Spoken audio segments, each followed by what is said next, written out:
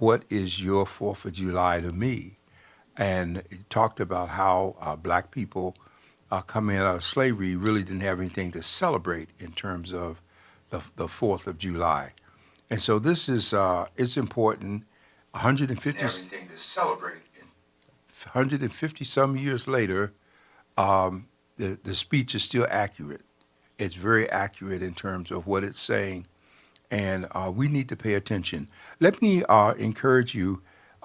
You can call in if you have a question or comment at 858-251-6111, 858-251-6111, or you may reach us at godradio.com in terms of coming in over the internet. And we are streaming, even though we're having some technical issues. We're going to keep going. We like to do the open mic approach here to allow you to either write or call in your comments because we think that, our slogan for the Voice and Viewpoint is that a people without a voice cannot be heard. And so we're here to ensure that we are heard. We're here to hear you and to hear what you think and what your thoughts and concerns are. And we are to share with you because there are things going on around us that have profound implications. One of the things I'm concerned about is the city of San Diego's deal to take this property that it's leasing that was a former print company to put a 1,000-bed facility in. And I'm looking at how this thing is going to work. It's 35-year lease agreement, and they're saying that $35 million, but it's going to cost $3 million a month to operate it. So I'm kind of concerned about that. And if it's going to go in that direction, then how much money are we really spending? Because on the lease thing that we're doing, we could have bought property and made this something more permanent. Mm-hmm. And some questions are beginning to surface about the lease arrangement itself, because the owner had just bought the property a few months before this deal came.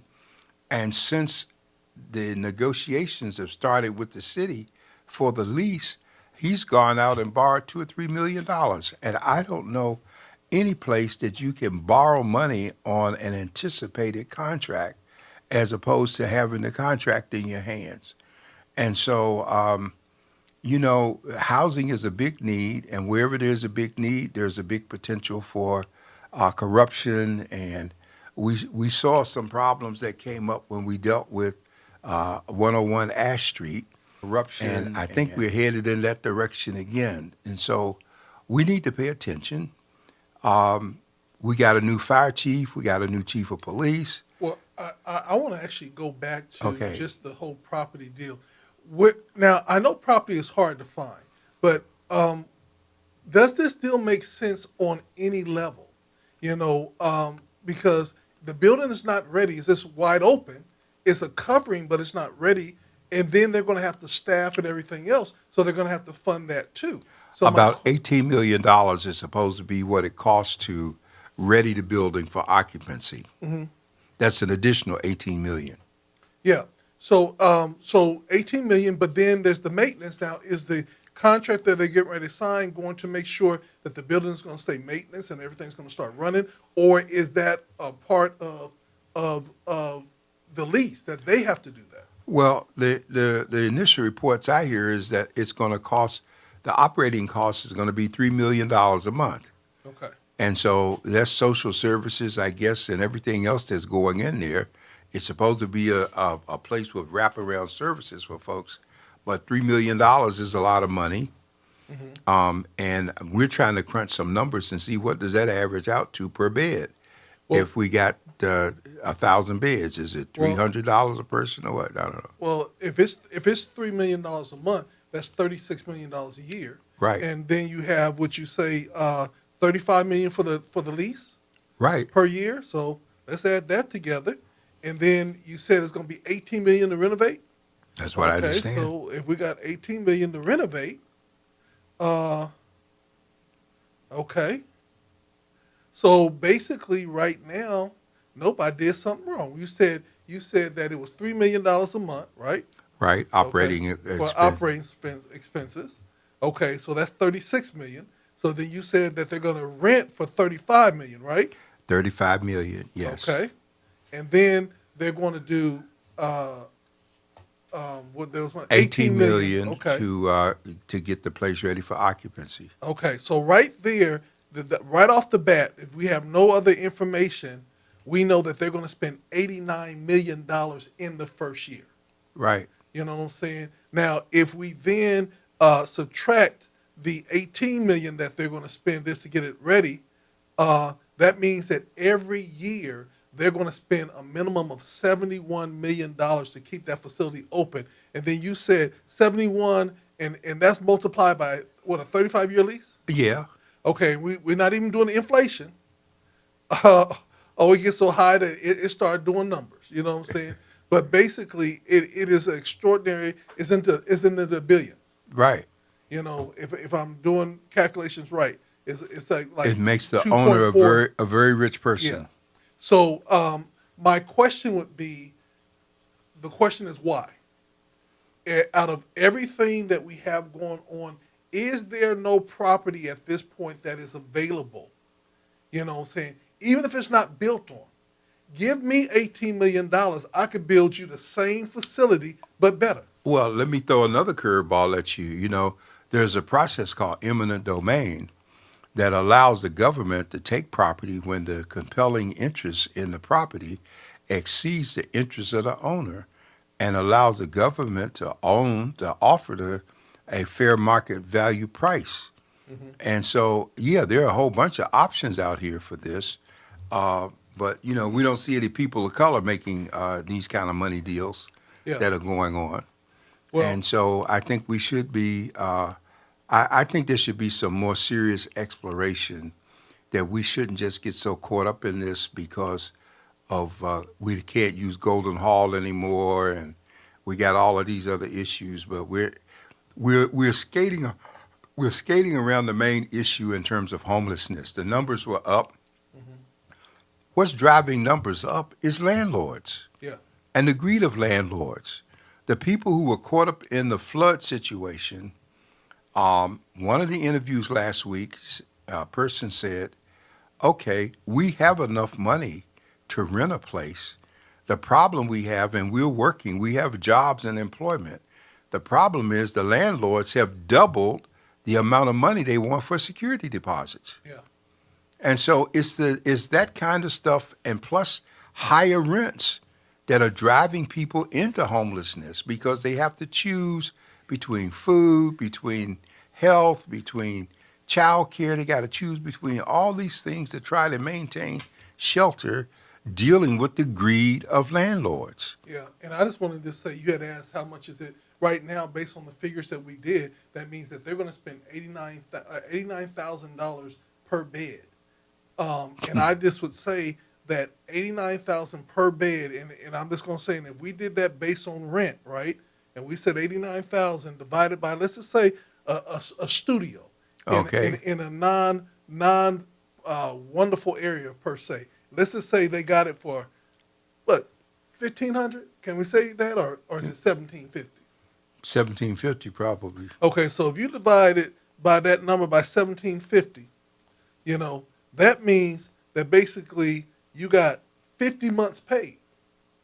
So that's over 2 years of paid into their own space Well, for one bed. I got another one for you. I would venture if we could ever get the information from the permit department downtown, I would bet you that there are more than 1,000 vacant units in San Diego right now in these high rises, these condos, and these facilities that have been built, where we are talking about affordable as opposed to available housing. And I bet you they could find 1,000 units, less than that amount of money, to put people in and spread them out and still come out ahead. So let me ask you a question.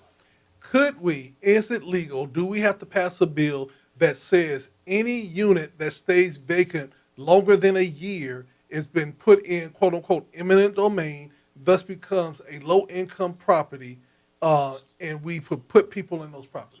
Well, we could say it, but we would never get it passed here because, unfortunately, too many people, and lawyers especially, they make decisions on what they anticipate the outcome might be as opposed to litigating the outcome from the standpoint of making an argument that would let them win. And so it's an unfortunate scenario. There is available housing in San Diego. Yeah. I can think of units downtown that just came online, 30 stories tall, all kind of units that are in these facilities, sitting empty. There are only going to be certain people moving here that can afford the rents at $4,000 and $5,000 a month in terms of what they're going to be paying. So we're trying to make this a tech capital like Silicon Valley. If you look at the old Horton Plaza, it's been totally gutted and rebuilt, and it's supposed to be a tech haven. It's supposed to be, the people that come to work there are going to make large salaries, and they're going to have to live someplace, and they're going to be living downtown. And so the whole idea is to populate downtown. This is happening all over the country. Move the people out of the cities, return them to the suburbs and the outskirts, move the wealthy back into the cities. Same thing that happened going back to the Roman Empire. Always put the masses outside the walls of the city, and you will see it in old movies time and time again. When a threat comes, they have to bring them in, but the people inside are already going to be protected.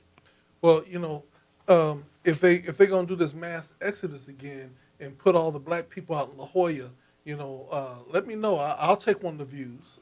You know what I'm saying? But the thing about it is simply this: can they make it for empty places to be that they don't get any tax breaks? That matter of fact, their tax breaks go up. Well, those deals have already been made. Those deals were made before they even broke ground with the projects. So these people already have their contracts. These venture capitalists that put up the millions or billions of dollars to build these buildings, they've already paid for this stuff. And they've already gauged how long it's going to take them to start seeing a return on their investment. So they're looking at 25, 30-year period in terms of income coming back, and it's going to only go up, and there's only going to be fewer people living here in the city limits that can afford it, and it's just going to take off. And I mean, this has been replicated all over the country. Every city has gone through a rebirth, like San Diego has just gone through rebirth.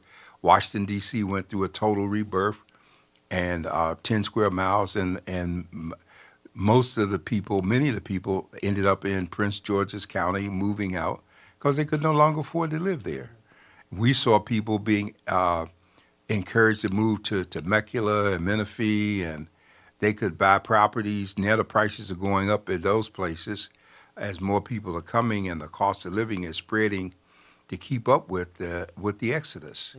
And now we want to build more housing here, and it's a tragic cycle because if you build all the housing that people want, and you can see it in southeastern San Diego, the apartment units that are going up, like on Euclid, the density and all of it, well, pretty soon you make what was an enjoyable living space the same as the cities that the people were fleeing from. You've created the same thing all over again, and the developers don't care because they don't live within these boundaries. And if the people in San Diego County, 49% of the people are renters, so if they're renting and they don't say anything, they're going to continue to suffer the results of what's happening. And I also think, Dr. Warren, there's the push out. Let's go back to the Euclid, the properties that are being built on Euclid. I'm really not talking about the ones that are up on the hill behind the Jacob Center and the amphitheater. They painted them white. I don't know if they're going to paint them different colors, but that is a tremendously large complex. Yes. And it's actually lowering into the back lot that used to be a part of the amphitheater is going to now be parking for that, and they're going to actually block that off. But one of the things that was really dismayed to me is that when I looked out at Bryco, and I looked down the street that goes next to where they're building. I don't understand the Pollo Local. They look like they got two there. I don't know what they're I doing know over there. what that You second know, building is going to be. but what distressed me is I looked down there and I saw these big monstrosity of apartment complexes Right, crowded. right next to homes. Yes. And so it's almost like they're trying to crowd the homes out. They took away their views. Literally, when they look out their window, on one side they see one apartment building, and on the other side they see another apartment building. And I'm like, how are they getting away with building this type of properties and literally pushing the homeowners out? Well, it's a history repeating itself, you know. You remember that when Archie Moore was famous and making money, and he was a proud son of San Diego, he bought that property right there off of Market and 15, okay? And it was a beautiful place. And what happened? It wasn't long before SDG&E came and took all the land next to it. It looked like he had built his house on the edge of an industrial warehouse Yeah. scenario. And so after he passed, the property was changing hands, and much to our chagrin, the property even became a gentleman's club Yeah. because it was tucked away out of sight. And it's unfortunate it wasn't intended to go in that direction. Yeah. And so we have all of these things happening, and I have to blame us if we are not voters, if we are not paying attention, if we don't read. We're walking around locked into social media, and meanwhile, all of these things are happening to us and around us.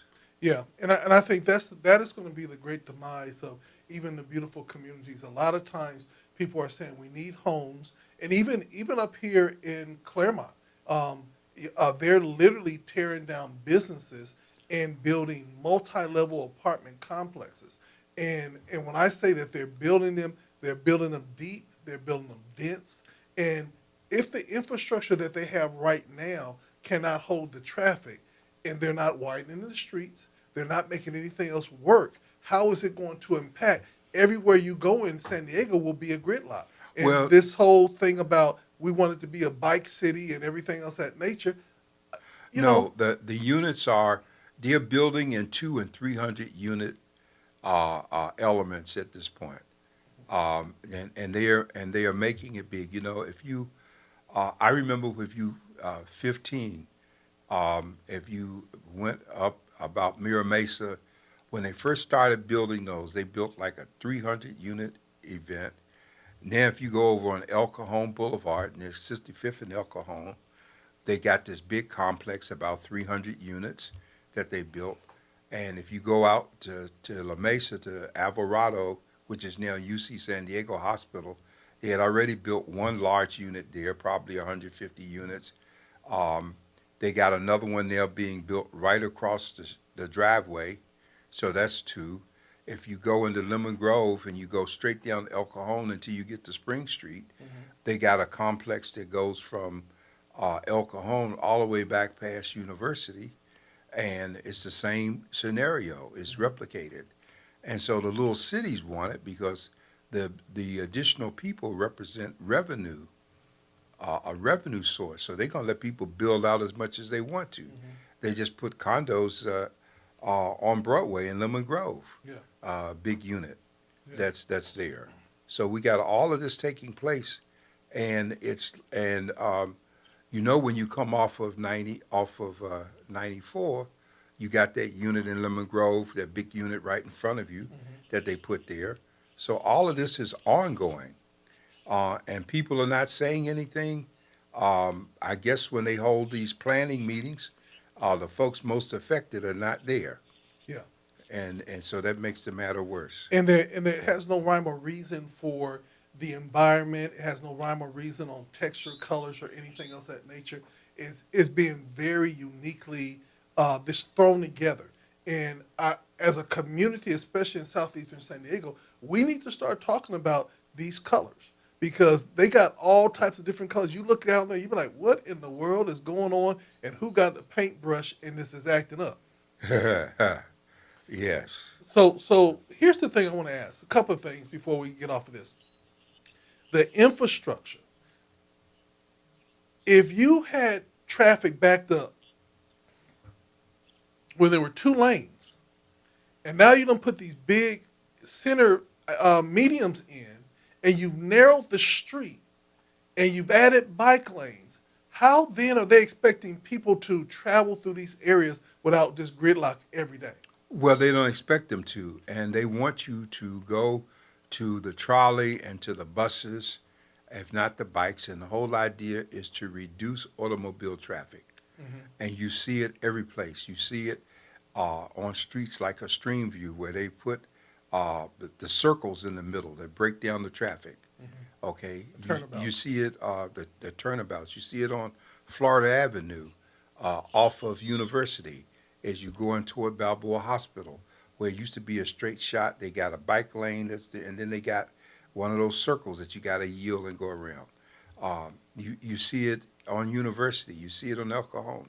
So all of these things appear to be happening without the input of the people. If you look closely, you see the architectural revision of the city. You see all of these cube-like units being built. Wherever something new is going, it's following a predetermined architectural design.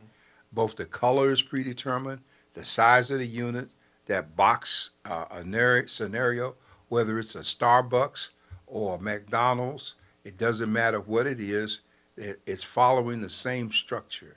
If you go over in Logan Heights off Commercial, you see it's got all those cube-like units. They got different colors, but you still have that happening. If you go up El Cajon to Normal, right across from where that school board is, they done built a whole street Yeah. of high-rise multi-units that I'm sure the people, most people will never be able to afford to live in. Yeah, one of the things about it is that it's Japanese owned, Japanese built, and Japanese paid for. And so the Japanese have come in and they're buying up everything that they can in the United States, and they're literally building homes and everything else. So a lot of the people that are buying these properties are not even citizens here in the United States. Well, we're the one country that allow people to do that. You can't do it in Mexico, even though Hawaii is a state, not a territory. You can't do it there. You just can't go buy up stuff the way they're allowed to. And Canada owns probably more of us than we do. Yeah. You know, Japan at one point owned 7-Eleven. They owned Blockbuster. They did own Union Bank until it was sold just a year or so ago to U.S. Bank. And so they have tremendous ownership in this country. And it's unfortunate that anybody seems to be able. The Russians were buying property that 2 years ago we started raising questions about the Chinese, about how much they were buying. Yeah. And so we get to the point where they don't have to fight us; they already own us. Yeah. What they gonna fight us for? Because we have such a spirit of greed that we will not stand up for our country in terms of if a dollar is to be made, the world knows America will bend over to get it. Yeah. So I want to go on and stay with this property discussion, and I want to go over to the Jacob Center. Any update on the Jacob Center? Because what I hear right now is everybody's on a month-to-month. These are this hearsay. I'm not saying this is facts. They're not offering any lease past a year. Well, no, and people are jumping ship left and right out of there. Well, they should jump ship, and I blame people if they don't.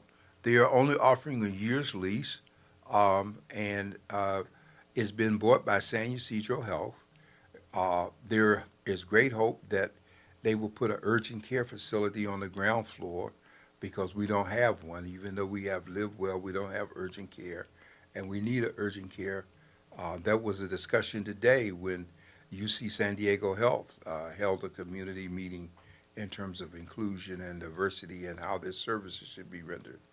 And so, yes, you know, Jacobs has always been a problem. The family wants out. There's a question of the ownership based on the people who invested. I always thought the investment was a bad idea because at the height of offering investments to the community, Jacobs made it clear that they retain 51% interest. Yeah. And so, I mean, who knows? I think the best thing people can do is try to find another place to rent and to move away from there as quickly as they can. Well, help me to understand this, and this is simply this. How would an urgent care help our community if you are not connected to San Ysidro Health? You know, what would an urgent care actually do? I think urgent care would be open to the community, period. It wouldn't be just limited to San Ysidro. I mean, they will operate it, but it's just like the King Chavez building that they operate down Euclid at Logan. You know, they have, when they opened that building, unfortunately, it had a tremendous impact on the family, the Crawford family, and their dentistry.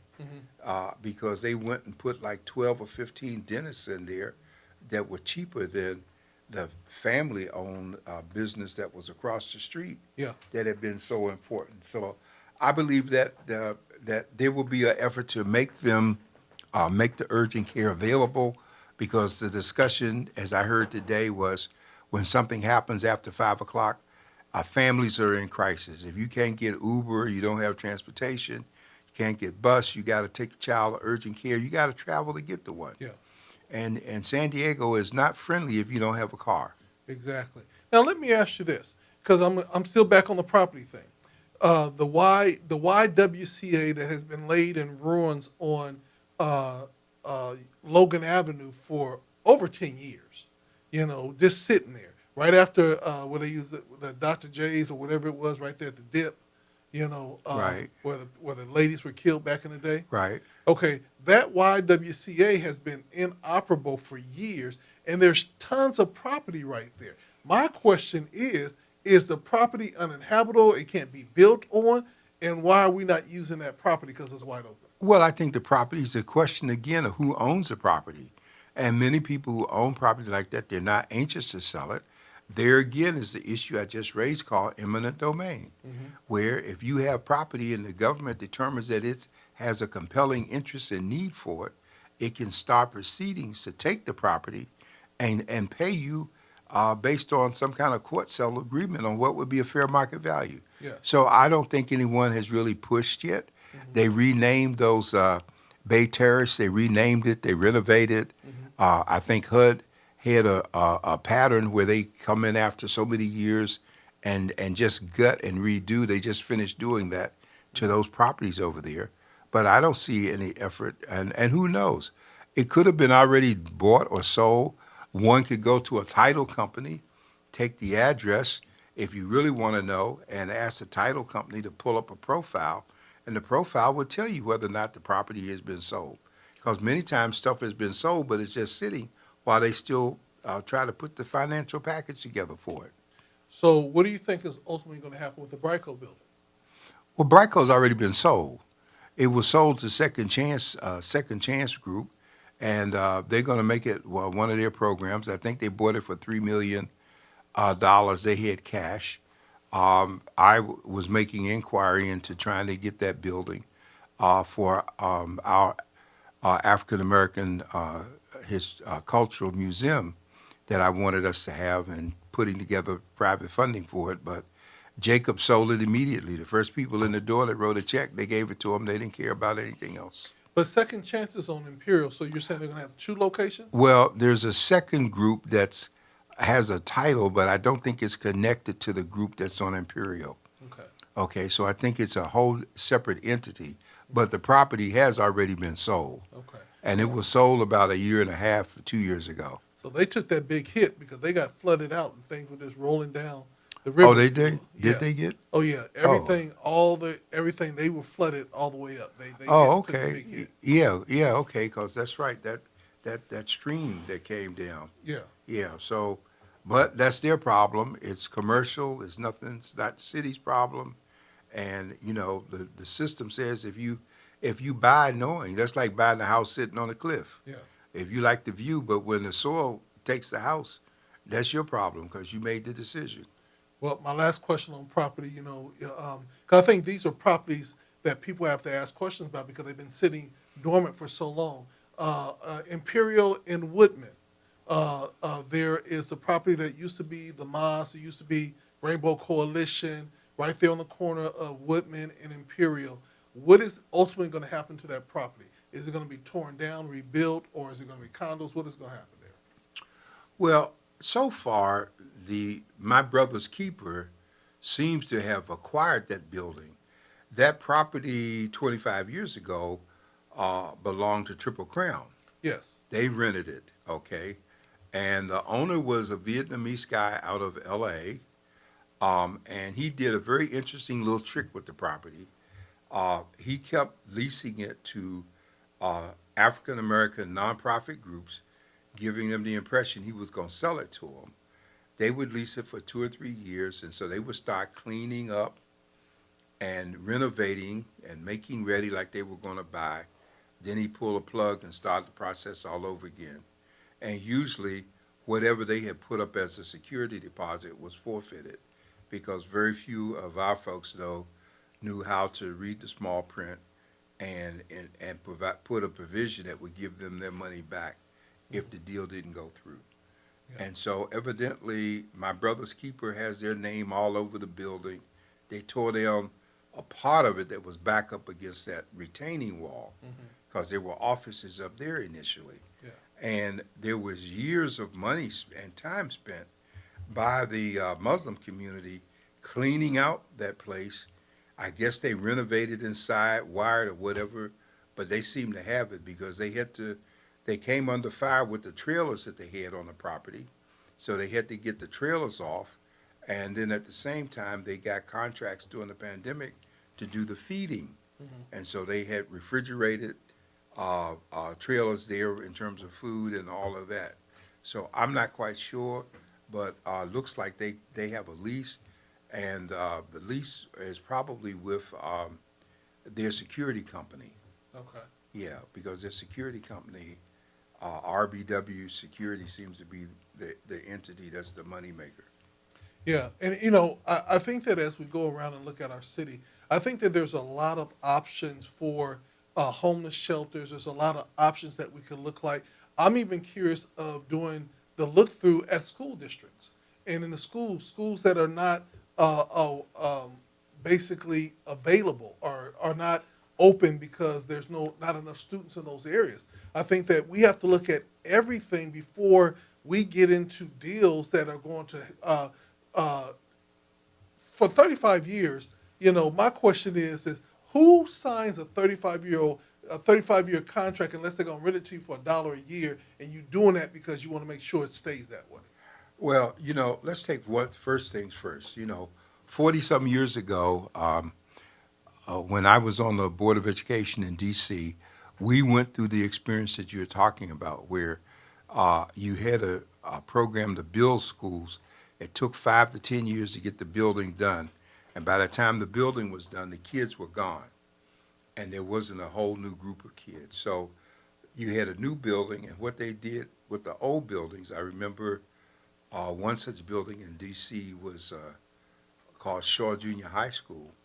The city, and I was noticing that building the last time I was in D.C., the city took that building and turned it into a senior apartment complex. And it was really beautiful. They built it out.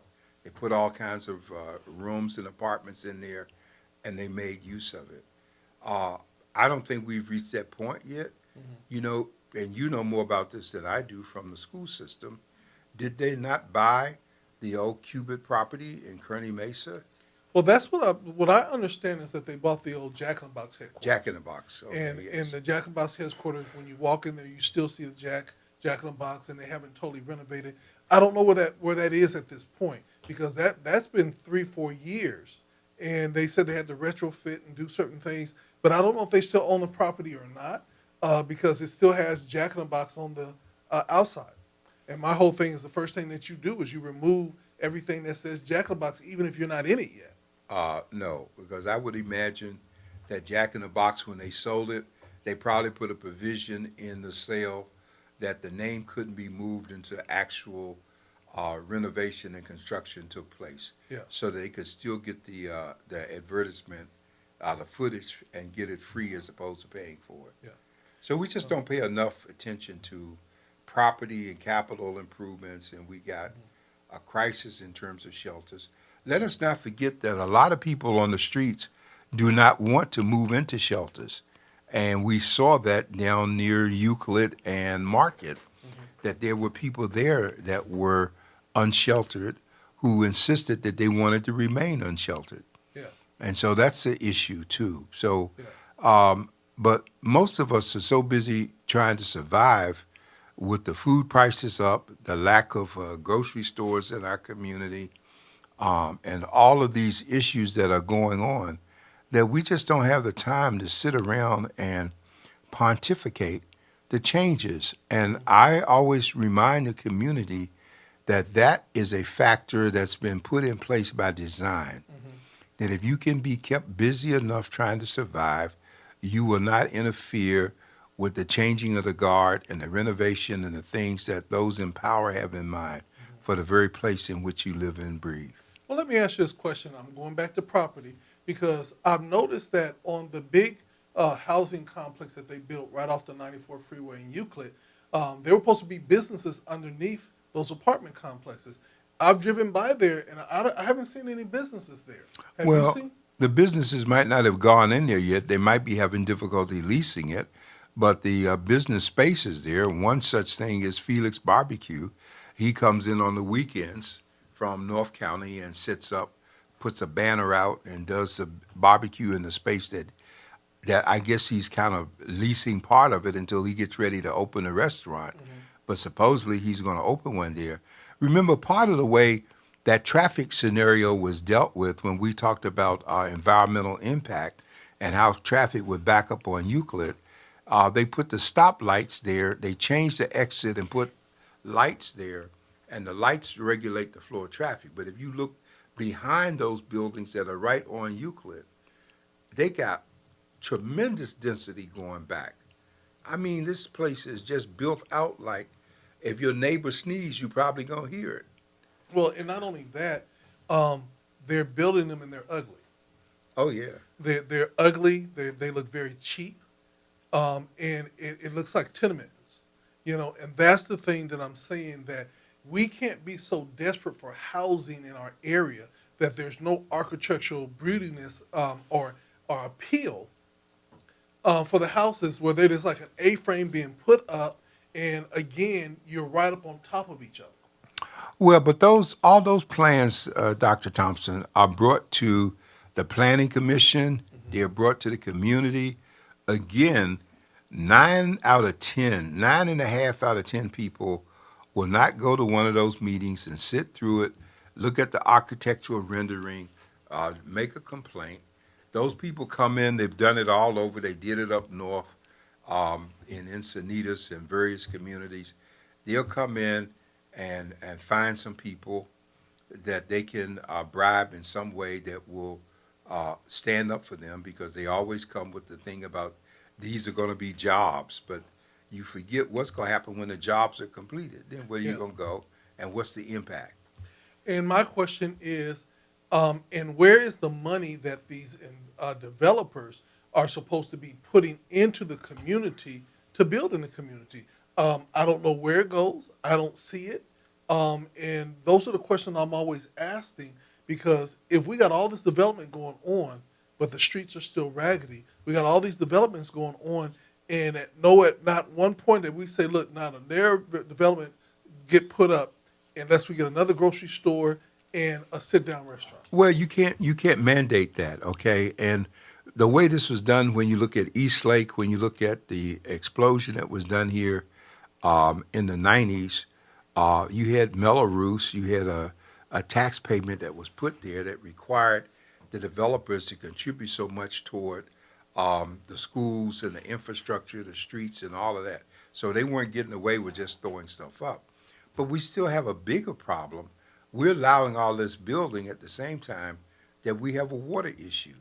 And I know that in some places in Arizona, they've declared moratoriums on building, because how are you going to keep putting in new places that's going to require water when the water table is going down with the river, and we don't, and pretty soon we could be without water. We're already tapping into all the groundwater The aquifers, many have been depleted by farmers and people arguing over riparian rights. That's the water rights, riparian water rights, in terms of who owns the water under the ground.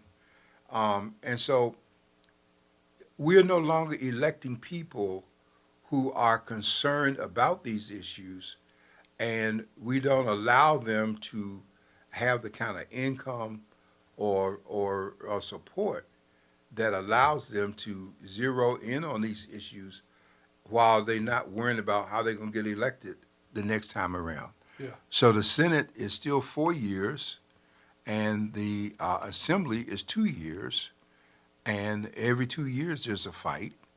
And law enforcement pretty much owns the Assembly, because if they don't endorse you, you will not survive. If they do endorse you, even if you die in office, you'll still get voted.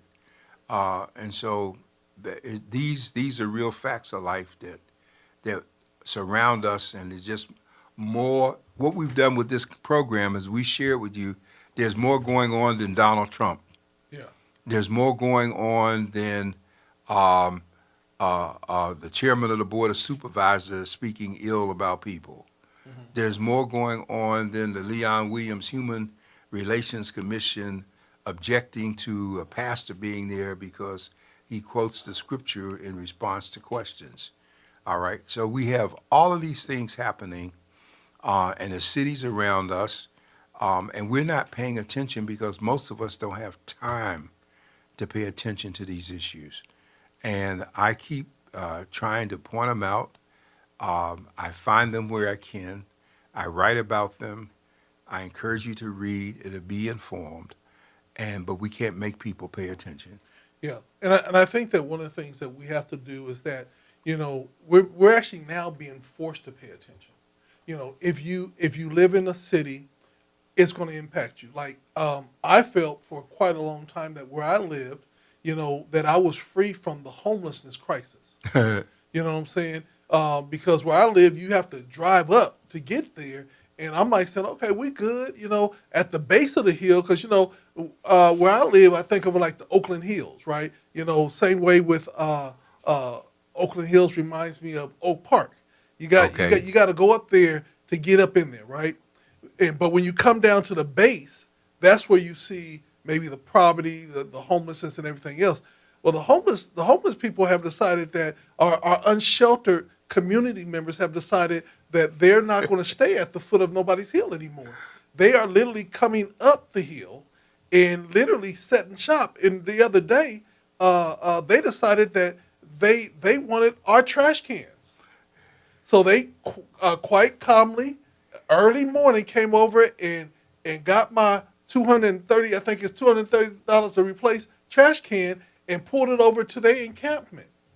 And me being the gentle soul that I am, I said absolutely nothing. But I tell you, my wife was like, wait a minute, that's ours.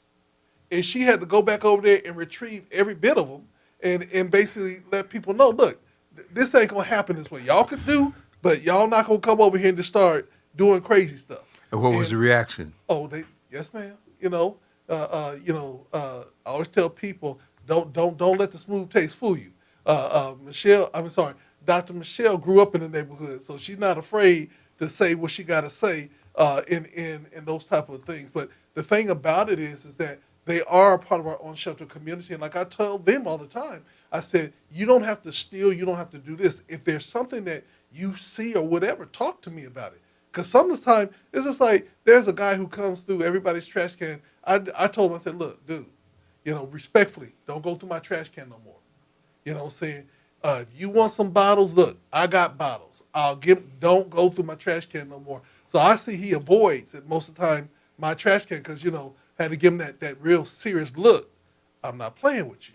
But we should be able to live with our unsheltered population without them violating our space, and then we're not violating the space. Yeah, but they don't have any respect for our space, because you can see that. I mean, everything they do is a rebellion against the system, like the system is responsible. I mean, it's like driving downtown and somebody just walks out in the street and stops in the middle of the street You can't run over them. You got to wait until they decide to move. There's no need blowing your horn and getting all upset. All you can do is just wait. Eventually they'll move and you can be about your business. Anything other than that, you might not get a chance to be about your business. Yeah. Okay, so So you have to think. So one of the things about it, lots of things are changing. We and every generation is going to see this change, but we also have to be very cognizant for the generations that are going to come after us. I want to encourage us as parents, as leaders, to make sure that we just don't build a generation of young people that all they care about is being social media influencers. Let's make sure that they have some real structure and real character building activities in their life, that they're doing more than spending time trying to be famous, or what I say, the appearance of being famous. It boggles my mind, some of the people that everybody knows on social media, but they don't have a dollar to their name, don't have a house, don't have nothing, but they look like they're me because I'm traveling here and I'm traveling there and everything else of that nature. And my whole thing is, I tell people, if you have all that you say that you have, you don't want people to know wherever you at, because if you ain't at home, that means somebody can come in and take whatever you have.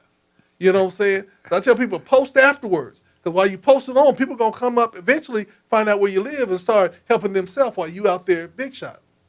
Well, it's unfortunate we reached a time and a point where everybody, you put four people together, you got four folks on cell phones, even if it's, I noticed a family in a hospital the other day, was getting lab work, a family of four. Everybody, mother, father, son, daughter, all of them got their cell phones out. Nobody's talking to each other. They all on the internet. Mm-hmm. You see people come in and sit down, and the first thing they do is pull out their phone. They don't want to get to know anyone. They don't want to speak to anyone. They just want to hide behind their cell phone. It's just amazing that we're losing contact. We're losing humanity, if you will. And then with AI coming along, it's accelerating, artificial intelligence. Yeah. And so we just really need to try not to get lost in this, try to maintain our decency and our concern for each other, and not let the system dictate how we should be acting. But let's keep God in the picture so that He can help us stay the course. Amen. Well, Dr. Warren, with that being said, we talked a lot about what's going on in the community. We know that the great debate, per se, is going to take place on tomorrow. I know we'll have something to say when we get back next week. I know that we're also going to start having different guests that are coming in. So you all stay tuned from the desk of the editor. We appreciate you on this evening. Dr. Warren, any final words? Just be blessed and be safe. Thank you. With that being said, y'all have a blessed evening.